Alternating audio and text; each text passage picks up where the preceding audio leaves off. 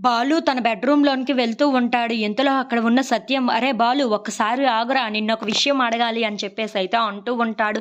ఆ మాటలు వినగానే అక్కడ ఉన్న బాలు మాత్రం, "ఏంటి నాన్న?" అని చెప్పేసైతే అడుగుతూ ఉంటాడు. ఇంతలో అక్కడ ఉన్న సత్యం మాత్రం, "బయట నీ కారు కనిపించటం లేదు. ఏమైందిరా?" అని చెప్పేసైతే అడుగుతూ ఉంటాడు. ఆ మాటలు వినగానే అక్కడ ఉన్న బాలు అయితే ఒక్కసారిగా షాక్ అయిపోతూ ఉంటాడు.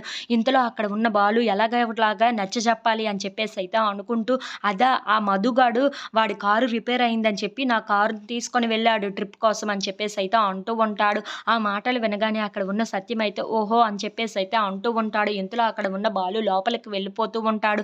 అది చూసి అక్కడ ఉన్న ప్రభావతి మాత్రం వీడు ఏదో దాస్తున్నాడన్న అనుమానం నాకు కలుగుతుంది. వీడు ఏదో అబద్ధం చెప్తున్నాడండి. మీకు అర్థం కావటం లేదా? అని చెప్పేసైతే అంటూ ఉంటుంది. ఇంతలో అక్కడ ఉన్న బాలు ఫోను చూసుకుంటూ చాలా చిరాకు పడుతూ ఉంటాడు. మీనా అక్కడికి రావటం చూసి చాలా కోపంగా బాత్రూంలోనికైతే టవల్ తీసుకొని వెళ్ళిపోతూ ఉంటాడు. అది చూడగానే అక్కడ ఉన్న మీనా మాత్రం, "ఏంటి ఫోను చూసుకుంటూ చాలా చిరాకు పడుతున్నారు. ఈ ఫోనులో ఏదో ఉందన్న విషయం అయితే నాకు అర్థమవుతుంది. ఒకసారి అదేంటో చెక్ చేద్దాం" అని చెప్పేసైతే బాలు ఫోను తీసుకొని అలా తన ఫోనునైతే చూస్తూ ఉంటుంది. ఇంతలో అక్కడ ఉన్న బాలు అయితే స్నానం చేసేసి బయటికి వస్తూ ఉంటాడు. అక్కడ తన ఫోను పట్టుకొని మీనా ఉండటం చూసి ఒక్కసారిగా షాక్ అయిపోతూ ఉంటాడు. "ఏంటి మీనా నా ఫోను చెక్ చేస్తుంది. ఇప్పుడు ఏమైనా దొరికేస్తానా ఏంటా?" అని చెప్పేసైతే చాలా భయపడిపోతూ మీనా దగ్గరికి వస్తూ ఉంటాడు. ఇంతలో అక్కడ ఉన్న మీనా మాత్రం, "ఎందుకు ఈయన ఈ ఫోను చూసి చాలా చిరాకుతో ఉన్నారు. అదేంటో ఖచ్చితంగా తెలుసుకోవాలి" అని చెప్పేసైతే ఆ ఫోనునైతే చూస్తూ ఉంటుంది. ఇంతలో అక్కడ ఉన్న బాలు పరిగెట్టుకుంటూ మీనా దగ్గరికి వచ్చి తన ఫోన్లయితే లాగేసుకుంటూ ఉంటాడు.